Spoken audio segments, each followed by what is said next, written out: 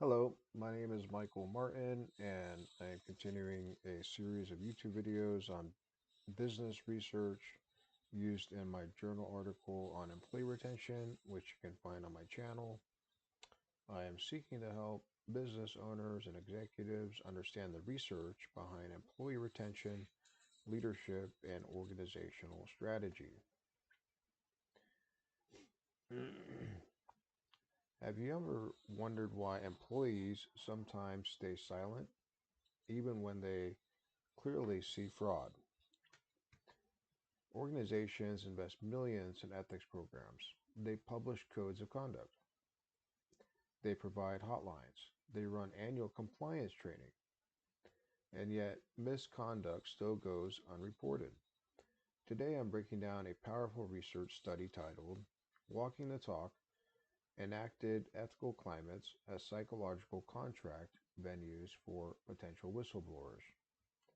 And the core question is simple: do employees report fraud because of what organizations say about ethics, or because of what organizations actually do?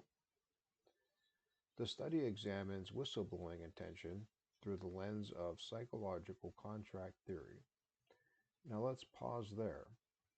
A psychological contract is not a written contract, it is the unwritten expectation employees hold about how an organization should behave, especially ethically. Employees expect leaders to model integrity, ethical policies to be enforced, reports of misconduct to be taken seriously. When those expectations are violated, employees reassess their level of engagement, and whistleblowing is often the first casualty.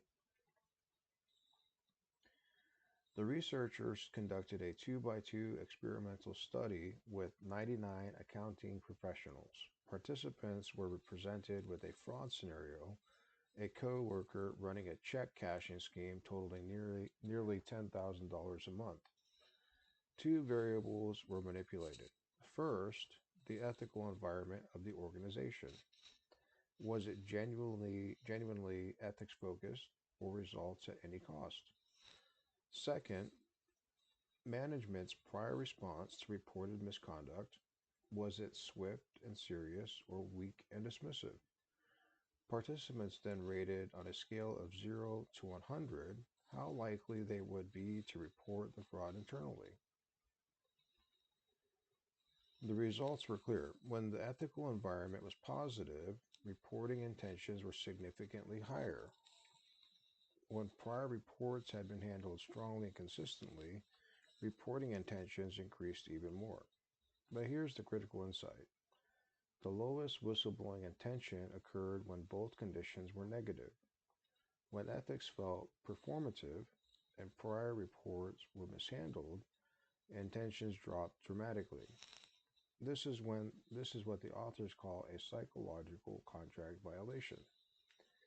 Employees interpret weak ethical follow through as the organization did not uphold its side of the moral agreement.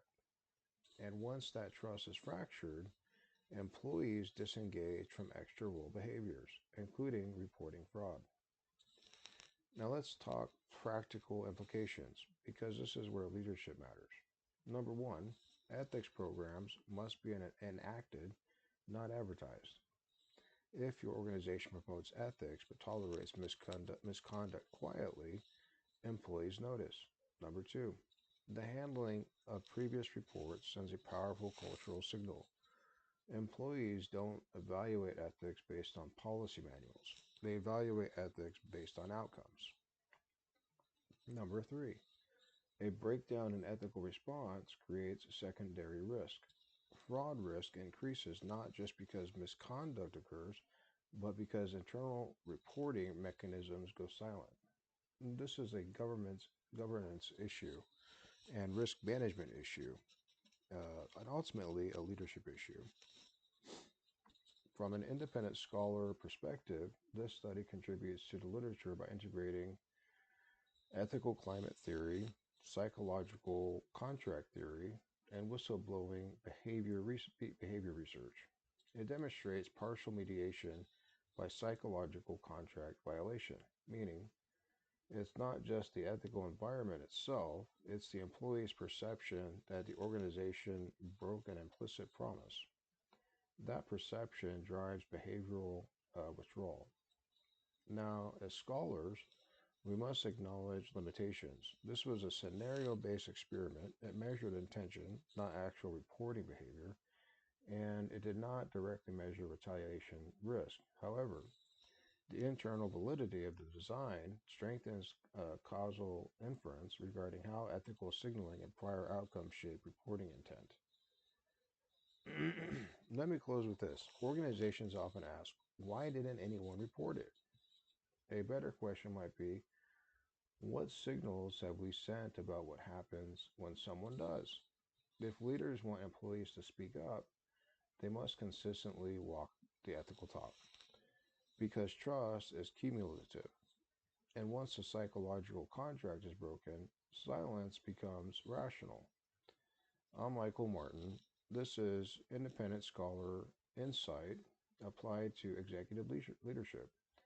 If you value research based leadership strategies, subscribe for more analysis grounded in evidence, not opinion. And below in the description, I will share reference to a journal article discussed. Thank you.